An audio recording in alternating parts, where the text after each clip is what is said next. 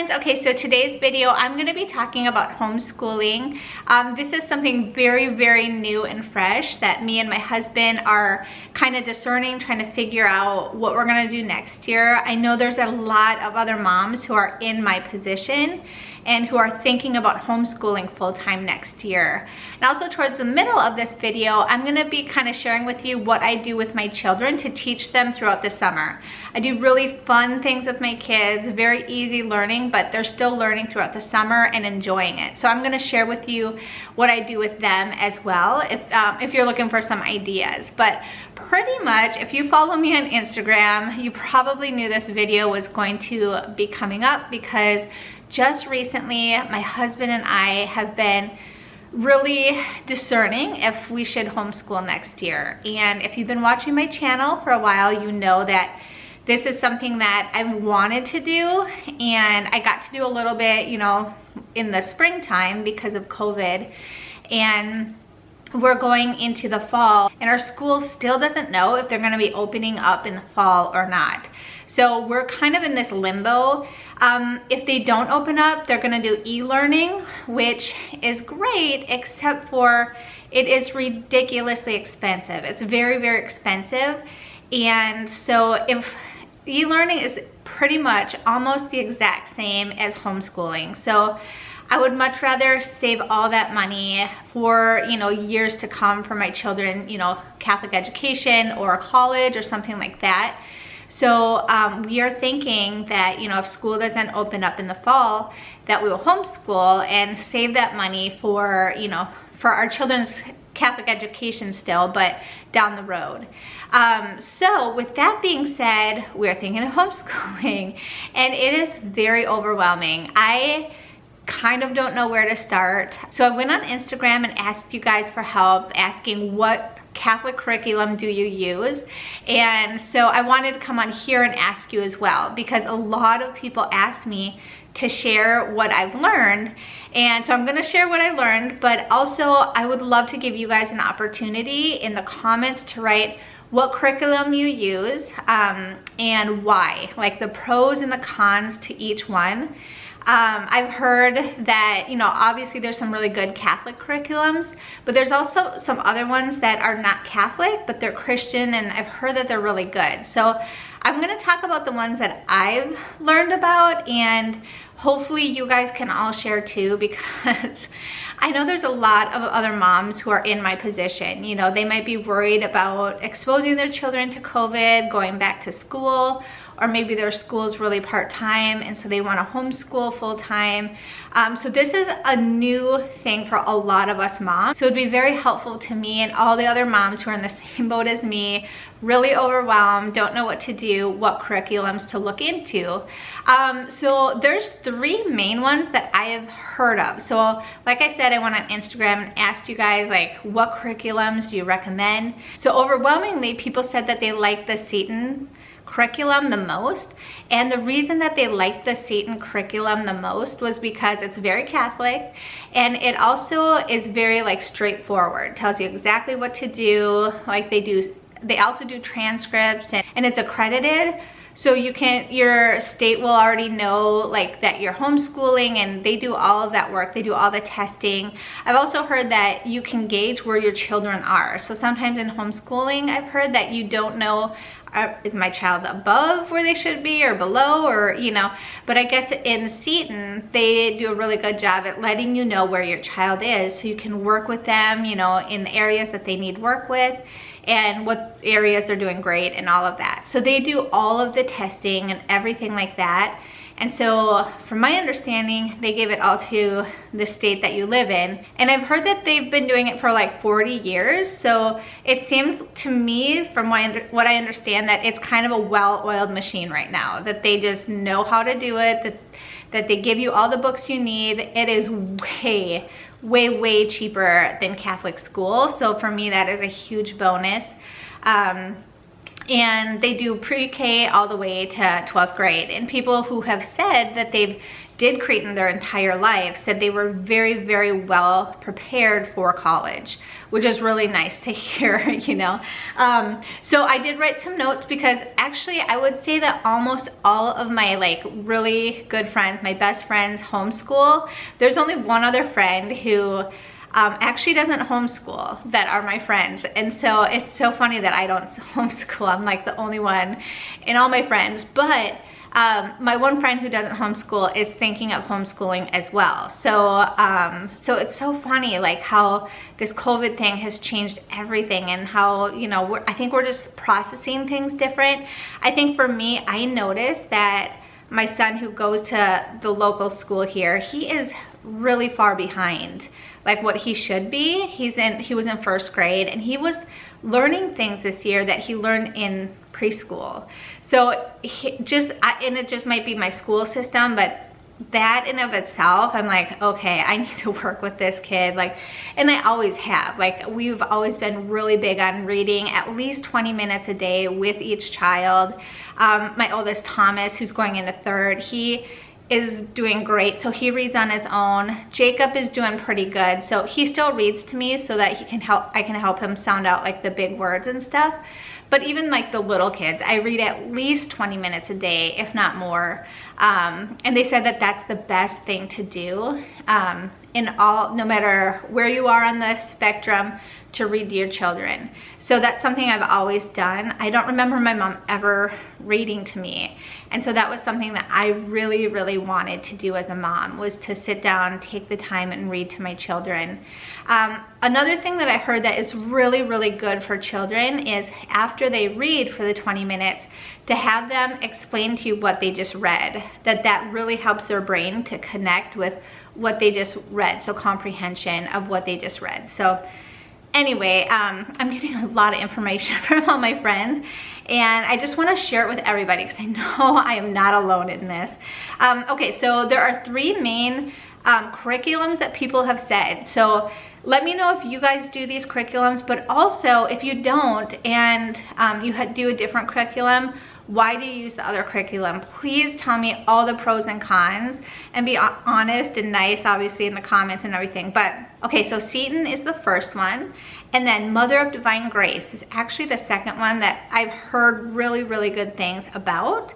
The Good and the Beautiful, and actually when I looked at the Good and the Beautiful, it looked beautiful. Like, it looked like stuff I'd want to read, you know, like personally. Now that one is not Catholic, it's Christian based. So the reason I like the Good and the Beautiful, not only because it's beautiful, but like well put together, but it seems like, I think it's history and science you do as a whole family.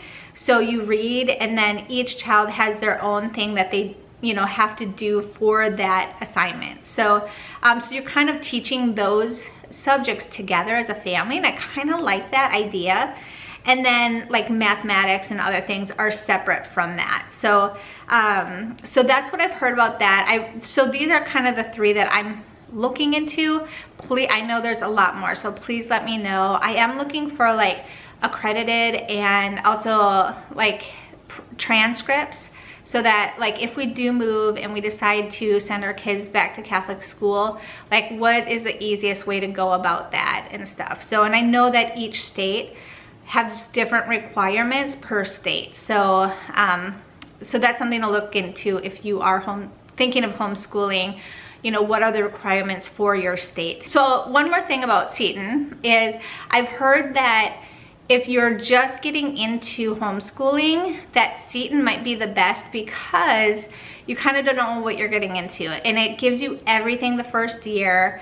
So a lot of my friends said they started with Seton, and then they, you know, realized what things they liked and didn't like about Seton, like how their children learned differently in different subjects, you know. And so you can kind of like make your own curriculum up after the first year, from what I understand, and kind of mix and match what you like. To me, that seems super overwhelming because I kind of don't even know where to start. So for me, like Seton sounds like it just gives you everything, and it tells you exactly what to do for each day with the child and all of that. And I have heard, let me know if this is true, I've heard that you can kind of, you know, make it your own as well, like that it's a little bit flexible with things that you might want to, you know, do with your children. So so let me know. But I know there's a lot of testing with Seton and stuff like that. So overwhelmingly, I've heard about Seton. If you can please share anything, would be great. I know people are really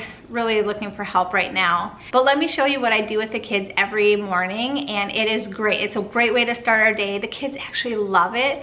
They really like look forward to this part of the day. Like, they love learning, so I just take advantage of that. I'm like, okay, they love learning, like, let's do that. And I'm trying to teach them life lessons too. So Thomas and Jacob, so Thomas is 8, Jacob is 7, and they each once a night make a meal, and they pick out the meal, I get the ingredients, and then I help them, you know. And so I'm teaching them how to cook, and it's really fun. They love it.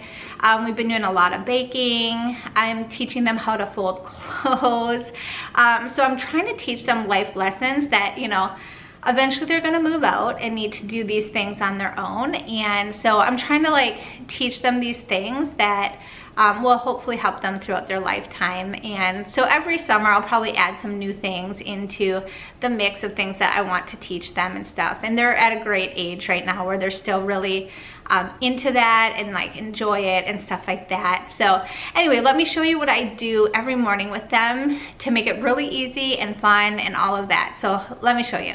Okay, so every morning I set up the island just like this, and it has, you know, what to do, and they pretty much can't play with friends or play with any, you know, they have games, learning games and stuff, and they can't do any of that until this whole list is done. So it's very motivating for them. So pretty much make bed, clean, brush teeth. They have, you know, their chores. He has to read for 20 minutes, write in his journal. So each of the children have a journal that they have to write in. So he works with Bella, and he teaches her one page. I'll show you what that is. Numbers and her colors. And then he has to feed and walk the turtle. Pretty much walking the turtle is just putting the turtle outside, and so the turtle can walk around in the grass. Nothing special. And then he has an extra. So every day, so if it's, you know, Thursday, then he has to clean his sheets and sweep his room, you know, so he'll put the sheets down and put clean sheets on. So every day they have something. He has to make dinner on Tuesday, and then before dinner he has to take out the trash and sweep the floor. So he can't play with his friends or do electronics till all those are done. And so right now he's reading Magic Tree House. He loves this. It's adventurous. It's perfect for his reading level. And he also is learning about history through this, so it's pretty cool. This is Brain Quest, and this is super fun learning. The kids love this, can't wait to do it. And so this is like in the summer between 2nd and 3rd grade. So I'll open this and show it to you in a minute. So Jacob, pretty similar. He has a little bit different, like plays the piano for 10 minutes. And so he has a little bit different list. The list down here is different too. Love this. It is super thick and not that expensive. I'll try to link all this below if you're looking for some fun things to do this summer with the kids and learning. These books are great. So Jacob just finished these. He worked on these like in the spring, and so he's in 1st grade going into 2nd, and this was perfect because they have little pictures, but it is a chapter book. It's about this pig, and it's really pretty cute. I think they're really adorable. So so there's that. I love this series of Where is the Grand Canyon, and it will talk all about the Grand Canyon. So this is a little chapter book too. So so I've been reading some about like Abraham Lincoln and stuff like that to the kids. This one was a whole I think it was like a whole box set of, I don't know, it was 25 or 50, but it was so worth it. Like, It was expensive. I gave it to Jacob for his birthday and he loved it. Yeah, so I just love reading these ones at night because you're pretty much reading about the saints, and it's really virtuous and good books for the kids. So I'm going to show you just a little snippet of what our morning looks like. Jacob, tell us what this is. So that's a map, like when you're done with something, you like put the thing on there and you have to do the whole Little sticker. Yeah. Like Mom, look at my sticker. You got a sticker too for yours? Yeah. Yeah. too much stickers are Look at you. Yeah, so this is, can I show them what this is? This is the Brain Quest. Yes. Getting ready for 2nd grade, so it's a lot of fun, isn't it? Because you just kind of, it's for the summer, kind of the in-between. And they get to put little stickers on their chart, so by the end of the summer, they should be done. Bella had something a little different, huh? Yours, we couldn't find one for your age, so I got this one. Play Smart Early Learning. Yeah, this one's really cute for my little Bella Boo. And Zachary, they didn't have a preschool one for the in-between for Zach, so we just got him Panda. the Panda one. Just the Brain Quest preschool or pre-K, and he loves it. He's good at knowing the letter, but we're working on the sounds now. So what sound does the N make? Still working on it. Newspaper. N. So that is our next step. So they're having fun learning. These books are a lot of fun learning for their age.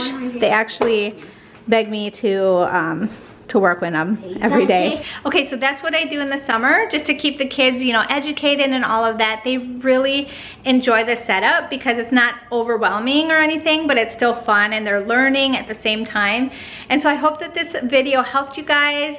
Give this a thumbs up and share it if you know other people who are looking into homeschooling as well, or doing fun stuff with their kids, especially while quarantined. So anyway, hope you enjoyed the video, and until next time, I will see you all later. God bless. Bye.